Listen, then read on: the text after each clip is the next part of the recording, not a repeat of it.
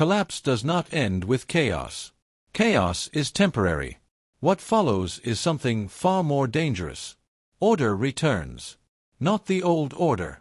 Not the one people voted for. But an order people accept, because they are tired. This is the story of how control always comes back. After authority collapses, people adapt. They barter. They organize locally. They rely on reputation instead of rules. At first, it feels free. But freedom is exhausting. Every decision requires negotiation. Every conflict requires effort. Every day demands attention. Over time, people stop wanting freedom. They want relief.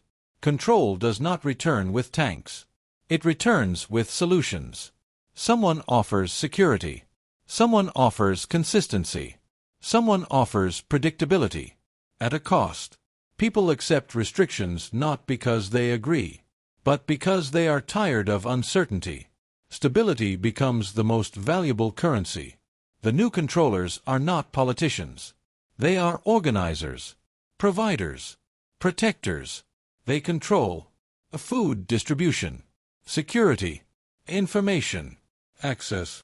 Power no longer comes from law. It comes from logistics. No one is forced at first. People choose compliance. Curfews become guidelines. Rules become agreements. Surveillance becomes safety. Freedom is not taken. It is traded. What begins as temporary becomes permanent. People stop questioning checkpoints. Stop noticing monitoring. Stop remembering life before. Children grow up thinking this is normal. Control succeeds when it becomes invisible. People believe they still choose.